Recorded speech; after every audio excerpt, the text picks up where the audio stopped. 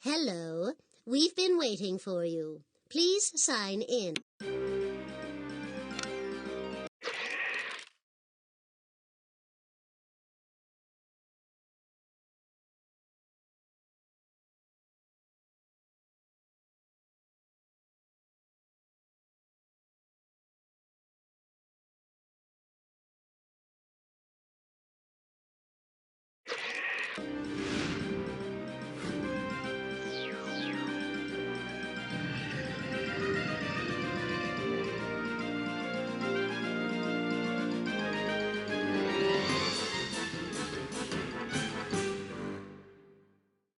Okay, all sensors indicate that Polly hid a mission clue in the kitchen.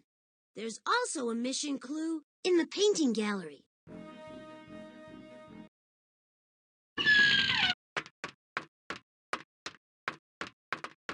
This is Professor Sparks' art gallery. It's sort of an art museum and an art studio combined.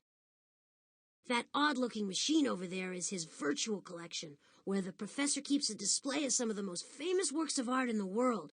You can also go into the painting gallery in the back to create your own masterpiece. Don't forget to bring your imagination. If you're going to visit the gallery, you let me know if you find any of Polly's things hidden in there. If I've told her once, I've told her 1,000 times, don't mess up the collection. Of course, she doesn't listen to me. Why, once I found a Romanesque urn next to a Baroque. That's Mrs. Beasley. She's the resident art expert.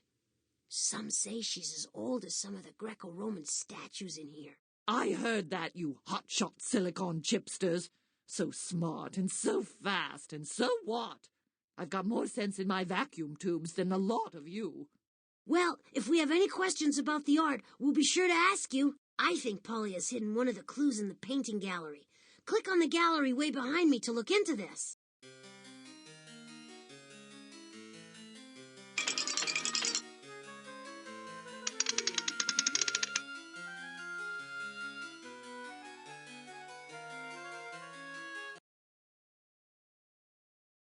This room looks like an ordinary painting gallery, but Polly's father created it so anyone can make their own art. Heidi-ho, Snotley. I hid one of the mission clues here, and if you want it, either you or your friend will have to paint me a pretty picture. Of course, I get to tell you exactly what to paint, and it better be good. I've always wanted a painting that showed something like this.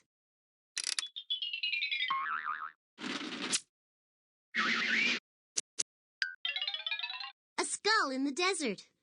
I was walking through the desert and I saw a big cactus with 3 cow skulls on it. I wonder how they got there. Click on any of the empty frames to begin painting. Click on the sheet of paper on the floor to read Polly's story.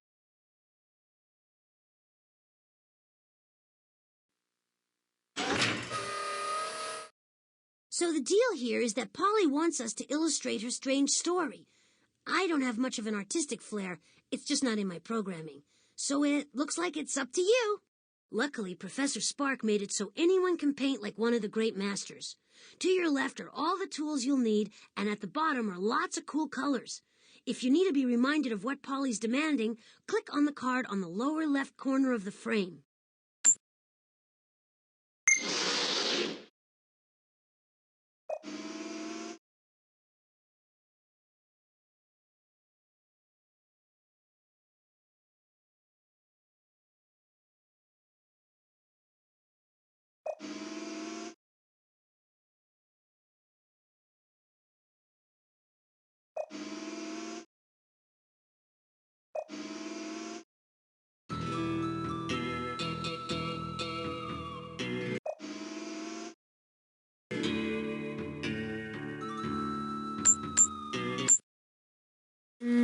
Yes! What an artist! Let's add the clue to the inventory and move forward.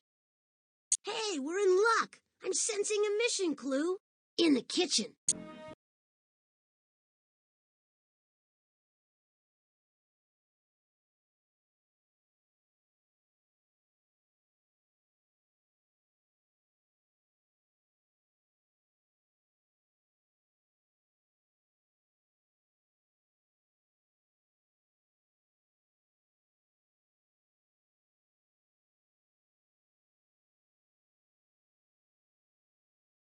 Okay.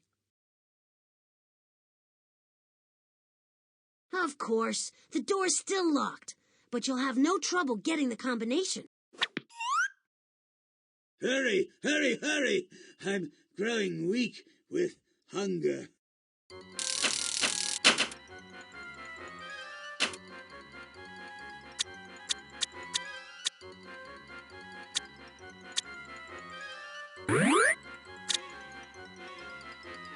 Nope, nope, that's not right.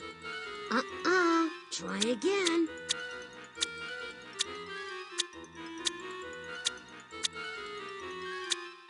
You added the numbers correctly, but the result is too big to fit on one tile.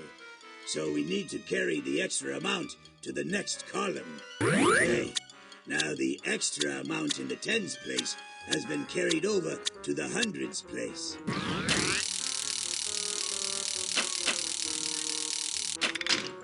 You got the first lock. 2 more to go.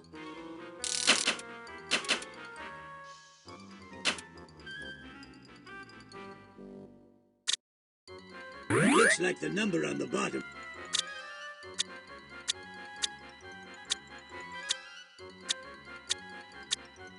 It looks like the number on the bottom.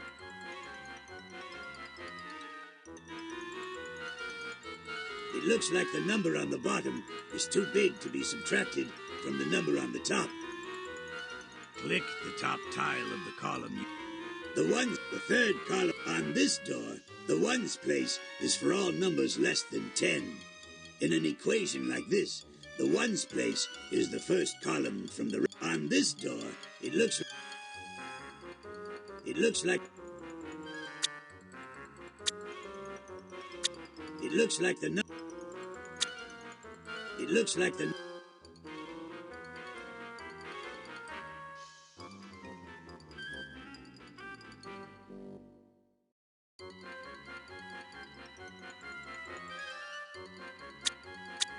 It looks like the number on the bottom is too big to be subtracted from the number on the top. It looks like the number on the bottom is too big to be subtracted from the number on the top. Click the top tile of the column you want to borrow from. 10 tens have been borrowed on this door. On this door, the second column from the right is the tens place. A 1 in the tens place stands for 110. A 2 in the tens place stands for 2 tens or 20, and so on. On this door, the second column from the right is the tens place. A 1 in the tens place stands for 1. The third column from the right is the hundreds place. A 1 in this column stands for 100. A 2 in this column stands for 200, and so on. The ones place. All right, you got 2 locks. Just 1 more.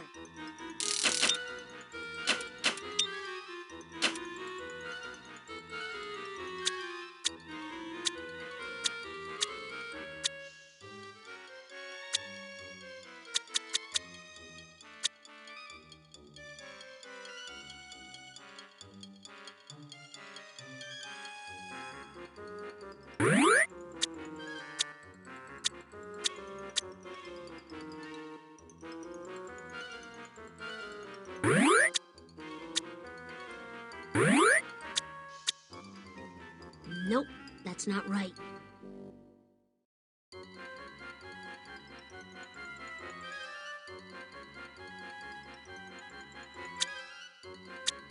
Nope, nope, try again.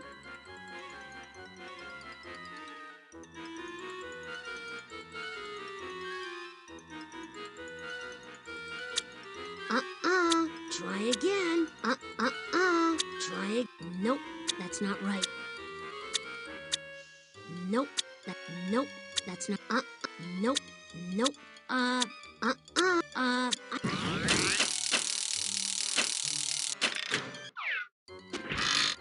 You did it! I knew Polly couldn't keep us out. We're in the kitchen again, and you know what that means. Chow time, and Mort's ready to munch. Chow time, and Mort's ready to munch. What's your pleasure, Mort? You know what sounds good? A bowl of premium pesto pasta. And could you please add used axle grease, sardines, salt, and chopped liver? Yum! That sounds delicious. Now click on the on-off switch in front of the feeding machine, and I'll crank this baby into gear. Enjoy!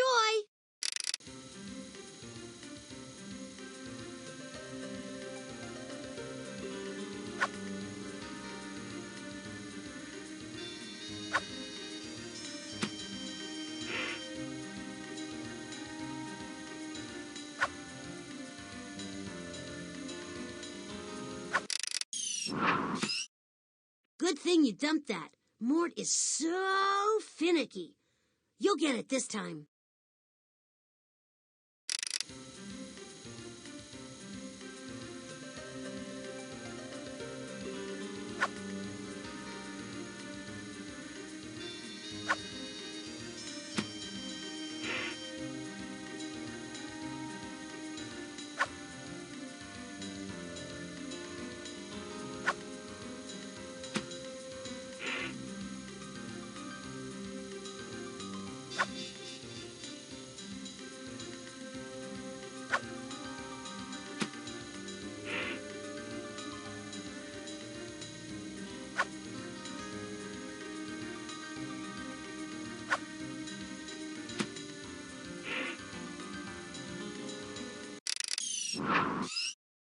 Phew! If Mort had tasted that, we never would have heard the end of it.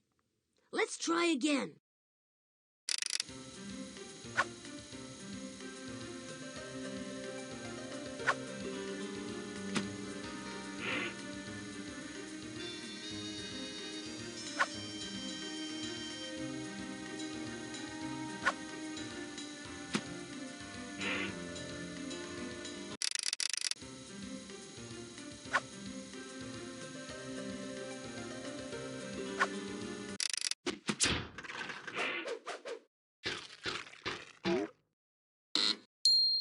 Ah, sweet nectar. Way to go! Man, that Mort can put it away. Thank you so much. And please, this is for you. Stow that clue in your This floor's empty. Let's try another one.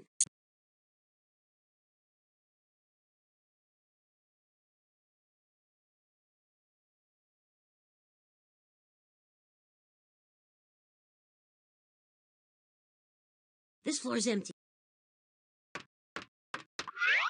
You'll see that as we go up higher in the mountain, the professor's inventions get more secret and bizarre. Here we have the professor's delicate biosphere. And over there, we have the professor's shrinkomatic, an easy way to shed a few robot pounds. That tram there will take us even further up into the mountain, and to some of the professor's other inventions, including his famous time machine. If you want to go back to the first floor, click on these stairs. Stand back now while I sense the place out. Great. I've got a strong reading in the professor's biosphere. Ah, and there's another clue in the shrinking machine room.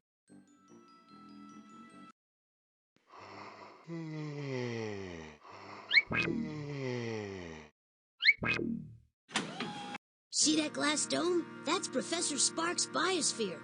In it, he can grow anything he wants from any part of the world. It's kind of like a vegetable zoo. And to protect the biosphere from outside contamination, the professor has set up a remote control way of working inside it. See over there? Those are explorers the professor designed to fly into the biosphere.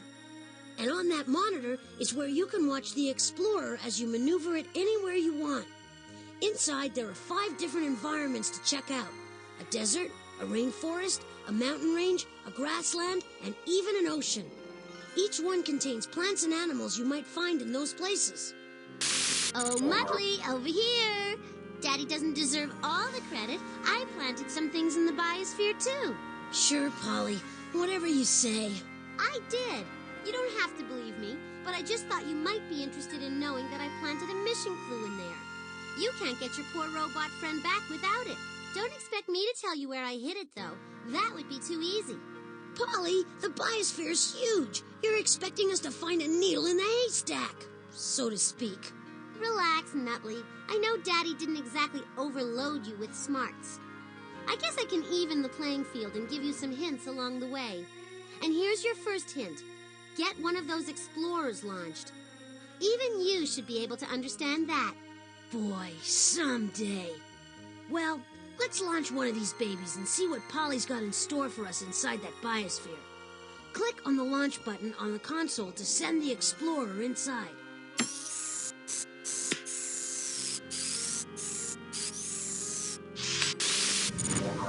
Okay, now... this is weird. It seems like the explorer is underground. I guess what we need to do is fly up into the biosphere. That should be right above us. To fly the explorer, use the arrow keys on your keyboard. Press the up arrow to blast the explorer forward, and press the left and right arrows to rotate it.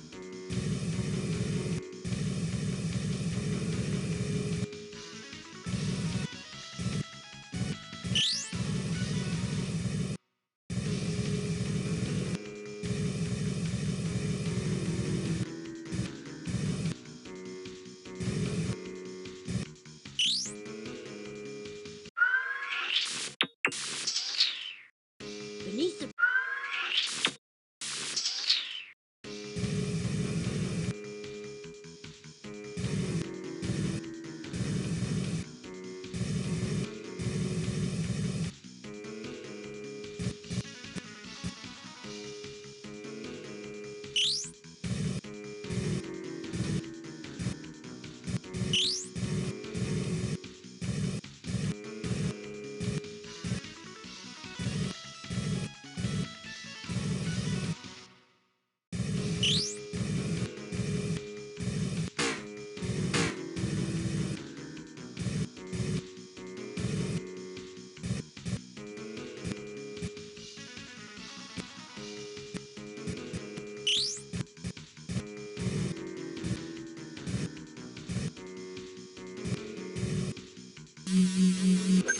You could think for a million years, but you'll still never get this question right.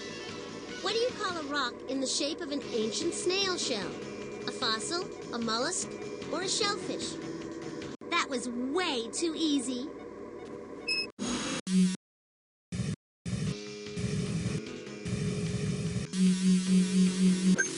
Here's a really slippery question. Which of the following is not a reptile? A snake, an eel, or an iguana? That was way too easy.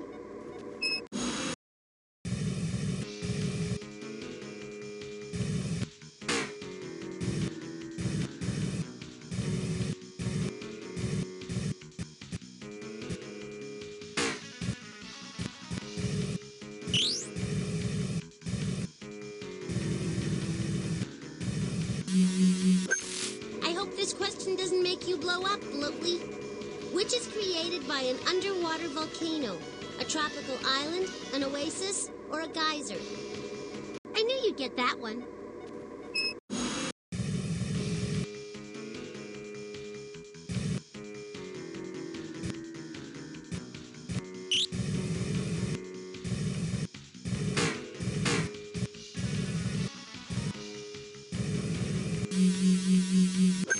Don't run aground on this question. Which is alive? An adobe hut, a coral reef, a seashell? Big deal, you got one right.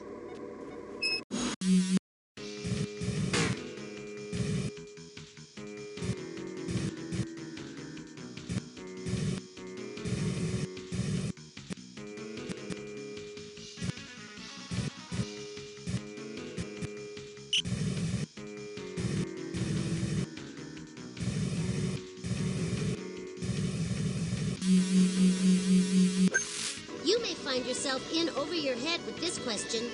Which plant can grow a foot a day? The giant sequoia, giant kelp, or lichen?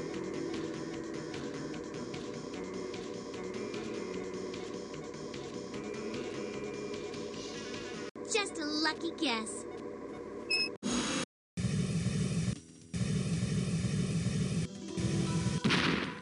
Oh man, the Explorer's been thrashed.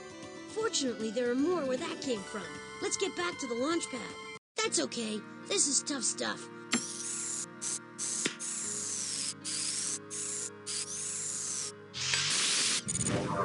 Okay, now we can navigate the Explorer beneath the...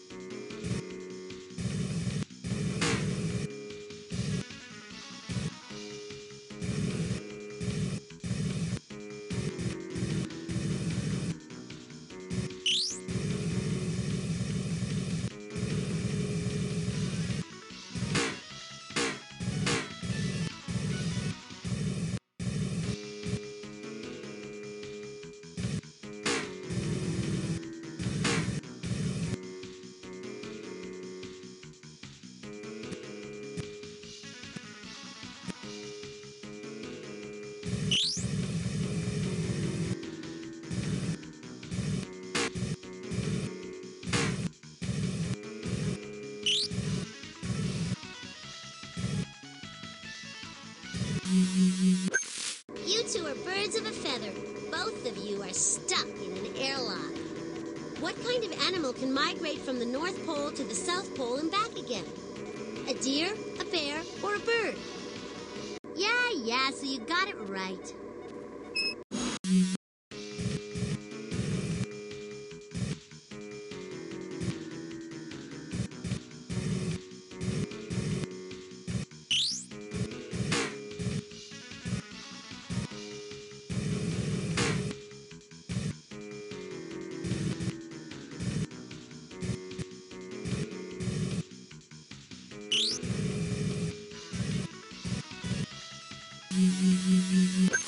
I know you must be getting hungry, so we'll get this over with quickly. An animal that eats other animals is called what? An omnivore, a carnivore, or an herbivore? Wait till next time.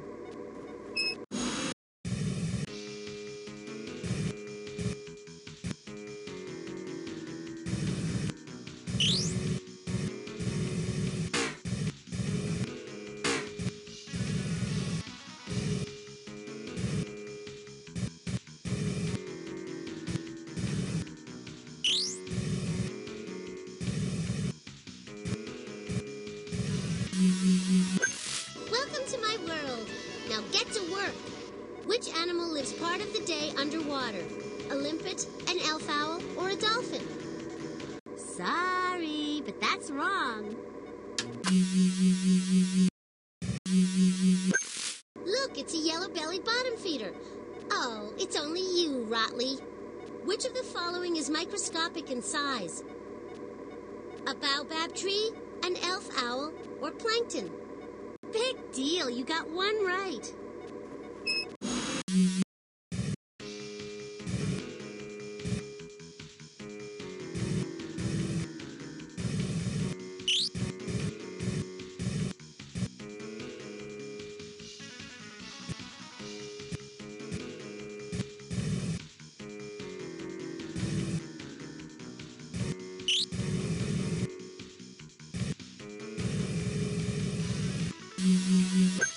This species of question could easily fit in the empty space located between Botley's ears.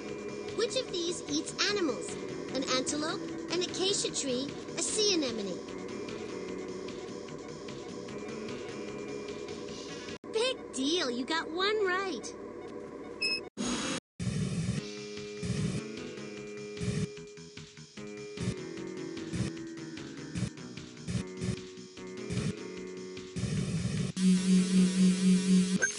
You're so spineless, Dudley. All you have to do is answer a few measly questions. Which animal poisons its prey? A vulture, a jellyfish, or an orangutan? That was way too easy.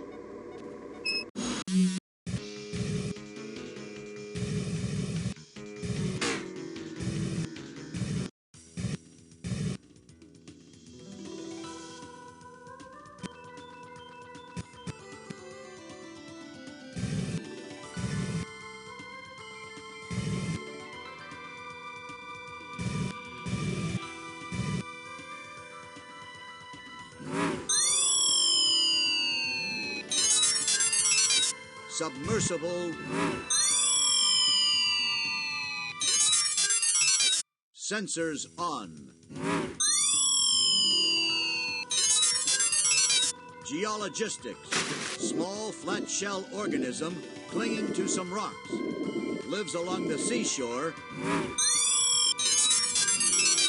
Found. Floatometer on. Satellite pictograph. Landmass in the middle. Scuba locator on. Underwater animal that looks like a flower. Touchdown! That was nice work. I'm picking up a clue.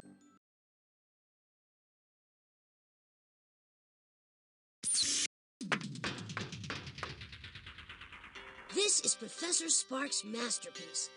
Well, one of them anyway. He calls it the... something or other. We call it the Shrink-O-Matic. It can reduce anything or anyone to the size of a medium-large molecule with the help of my good friend Egbert. Oh, yes. So if you want to know about any of my wonderful specimens, just pick up this analyzer and click on it. But please, don't hurt the specimens. Well, that'll come in handy when you go searching for the mission clue, because I miniaturized it and hid it inside one of those specimens. Which specimen, Polly? Give us a hint. Okay, Potley, okay. Anything to stop your whining. Egbert uses the antennae of this small specimen to get better reception on his television. Actually, I have a satellite dish. So we have to figure out which specimen Polly is talking about. That's where Egbert will come in handy. Use his analyzer to get information on any of the specimens and to help you determine which is the right one. When you think you know the right specimen, hand the analyzer back to Egbert. You can then move the specimen over to the Shrink-O-Matic. Once it's there, Egbert can shrink me to the size of a molecule. Then I can dive into the specimen and find what we're looking for.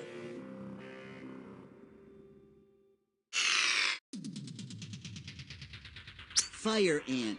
Fire ants are poisonous. These red-colored insects live on other insects, although they have been known to kill the occasional chicken. Fire lobster. Lobsters are crustaceans that live in the sea. A living lobster is bluish-black in color. Shrimp. The shrimp is a small relative cicada. A cicada is a small insect with a hard shell. Cicadas chirp extremely loudly. A group of hard-shelled cicadas in a tree can make as much noise as a rock band. Weevil. Weevil rhymes with evil, and that's what many people think it is. Weevils are beetles that eat plants, seeds, and wood. Fire ant. Fire ant. Do you think that's the... Ready, Botley? Hold on tight. It is some ride, I'm told. Oh, my! If you chose the right specimen, the object Polly hid should be somewhere inside that giant molecular thingamabob up there. You just have to bat me into that stuff until it's revealed. Click on the mouse button to launch me into inner space, then use the mouse to move the magnet. I can't stay small forever, though, so try to get through the molecules before I return to my regular size. I won't last more than 10 rounds in here, so you have to work quick. Click on the mouse to launch me.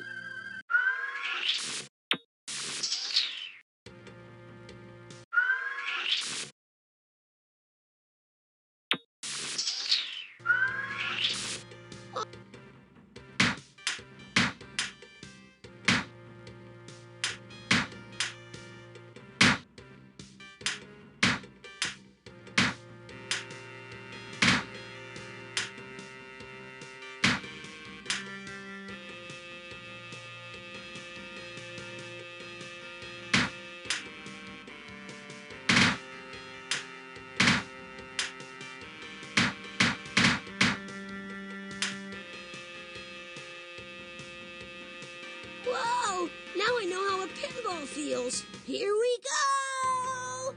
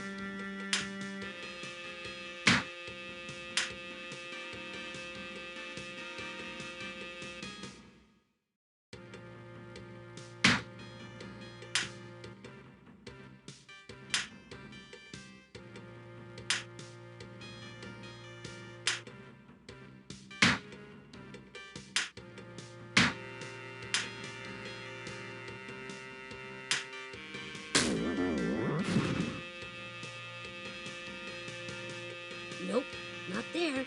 I guess we'll have to go back to the shrinking machine and try again. Click anywhere. I guess we chose... Choose carefully. We can't shrink me down too many times without having to recharge the mountain, so we have... I guess it's time for me... Bon voyage, Botley. That's French, you know.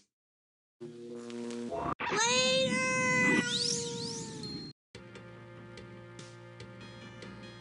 You're pretty good at this, so let's get the show on the road.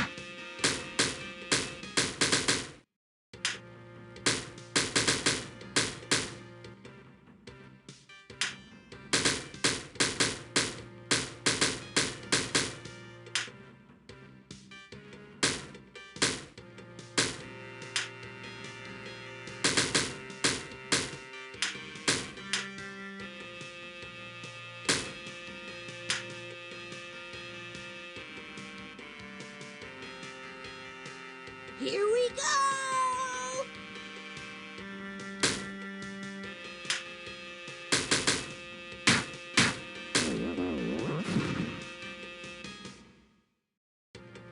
Huh, we've broken through that molecule, but there's nothing inside.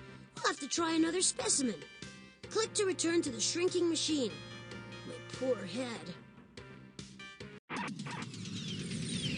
Huh. Choose carefully. I guess it's... Happy trails. 'Tis a far better thing harder! Back here again, and besides the slate...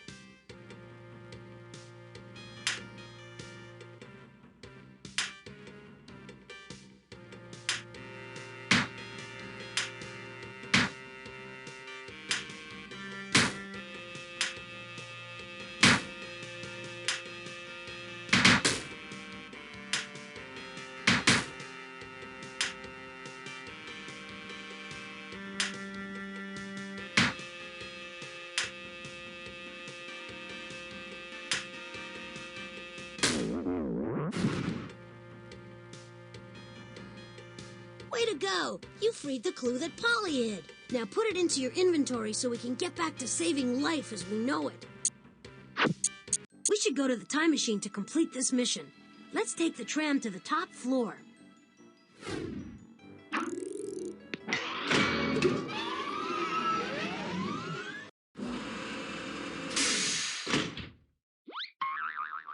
Yes! We're at the very top of the mountain. Just knowing what's up here gives me chills.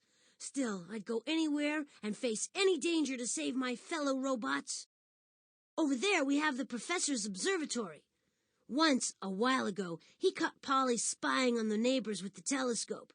Boy, did she get a nice long time out. In that room is a little obstacle course, sort of a robot boot camp. The professor uses it to test out his new robots. Of course, I passed with flying colors when I was tested, but sometimes he comes across a robot with a few bugs that need to be worked out. If you want to go back downstairs, just click on the tram. Oh, and over there, behind those forbidding stone doors, that's where the professor stores the time machine. There's no way to open it, though, until we have all of Polly's mission clues and, of course, enough invention points. We made it! We got all the clues, we've got enough invention points. Now let's go into the time machine. Click on the time machine door in the back.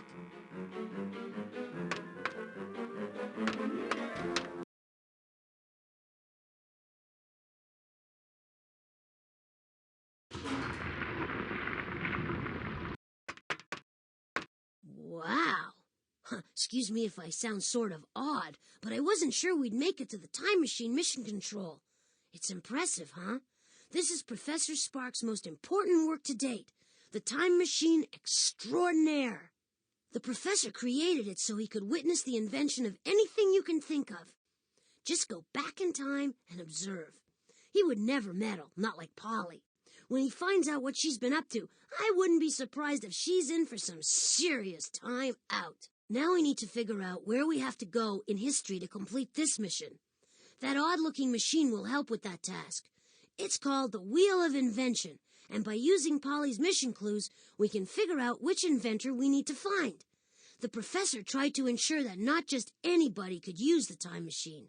You need to know something about history, science, art, a little bit of everything, really. So click on the wheel and let's get going. This is where the professor stores all his time-traveling robots. I call it the Robot Roost. Believe you me, these guys have been around the block a few times.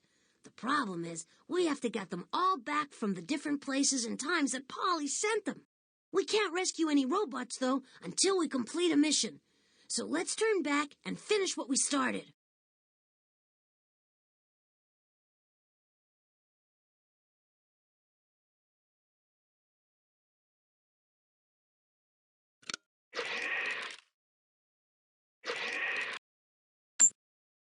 Moving right along.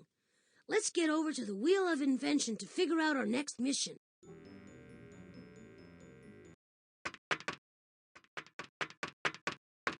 We finally made it! This is where we bring everything together and figure out how to find the robot that Polly sent back in time. This is the professor's Wheel of Invention. It's an obstacle to the time machine. You see, some of the robots kept wanting to travel back in time to taunt the early computers, but you can't have that. So the professor devised a little quiz that's too difficult for the robots. But hopefully it's not too difficult for you. Oh, brother. Polly's reprogrammed the wheel so it's no longer just a quiz. It's a quiz show. It seems the show's called Pollywood Squares. You're the first contestant. This is how you play. Answer 3 questions for each of the clues you collected. You'll find out what, when, where, and who. All the information you need to create a profile of your mission. Once the game begins, you gotta work fast and try to answer each question on the first try. That way you'll win the time key faster and win the most points. Ready, set, okay, let's begin. Just click the on button to start. Hey, kids, do you know what time it is? It's time once again for Pollywood Squares. Win this round, and we'll send you on an all-expense-paid round-trip holiday to rescue Danny D. Frostbot from history. Your first clue is a handkerchief. The handkerchief will lead you to the subject of your first mission. In ancient Rome, a losing gladiator could ask the spectators to spare his life. If the spectators waved their handkerchiefs, his life was spared. Where in ancient Rome did the gladiators fight? The arenas in Roman amphitheaters were the place where gladiators risked their lives for the sweet smell of victory. In an arena, spectators sit in a circle or oval all the way around the playing area. Which sport could you watch in an arena today?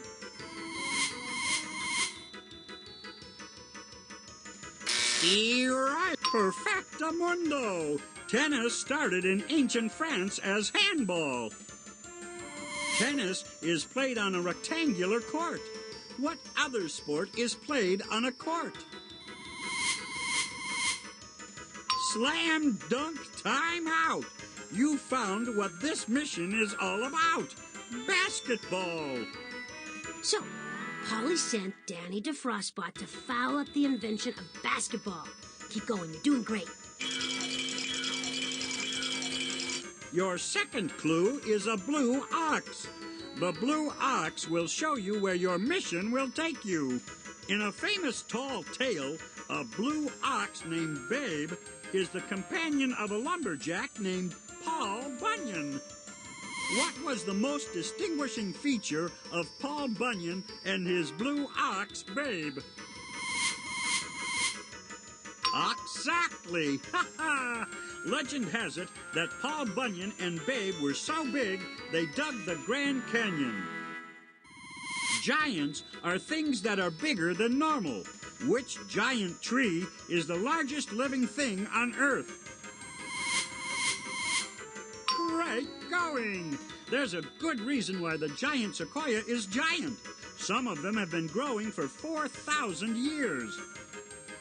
The giant sequoia grows in only one country on Earth. Which country is that?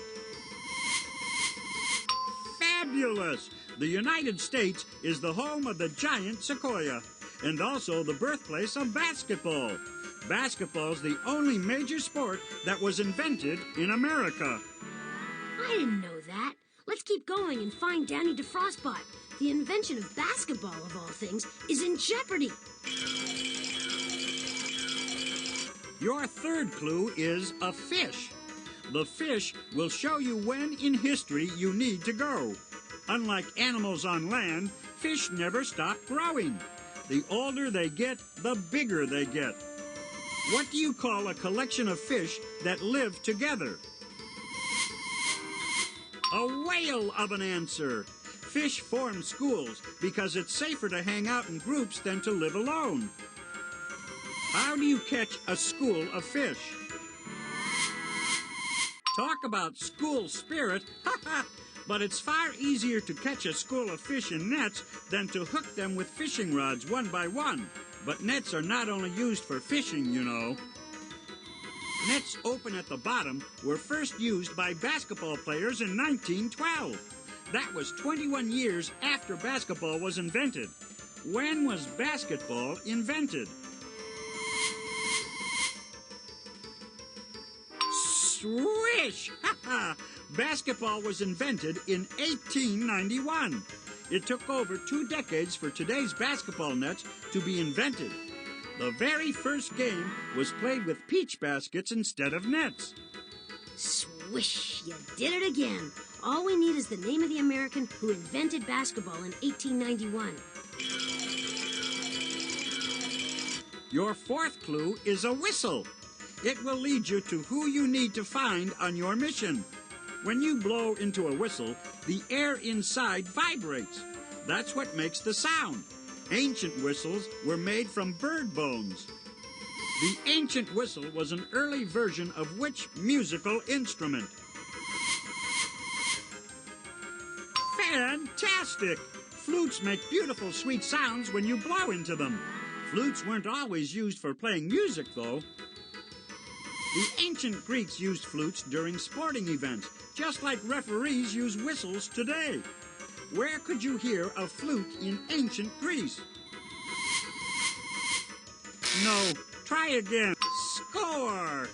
In a Greek gymnasium, the person in charge of coaching the athletes used a flute to mark the beginning and end of sports matches. In gymnasiums today, gym teachers use whistles instead of flutes. Who was a famous gym teacher?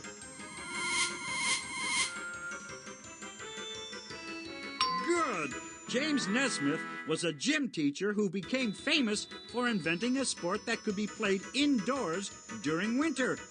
That sport was basketball. All right! In 1891, James...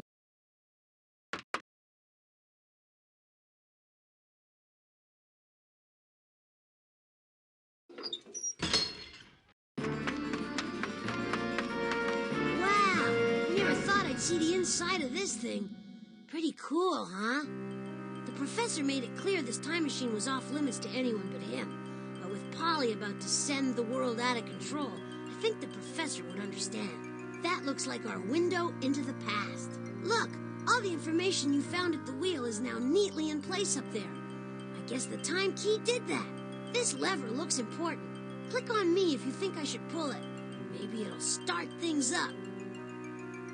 Ready for a little one-on-one? A gym teacher in America is about to invent basketball. Let's go.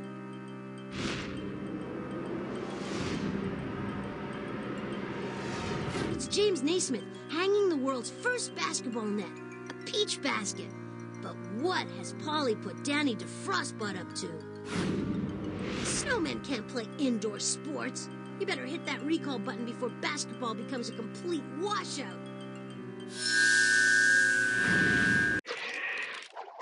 Danny almost wrecked basketball, but you found him just in time. Good work.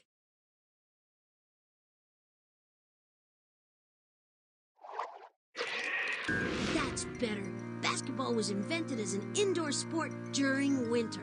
Make sure your seat backs are in their upright locked positions while I take us home.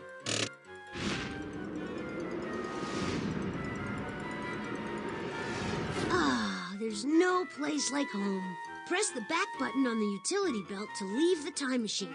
We need to put this robot to rest. Back at the robot roost, and we've added another robot to the collection.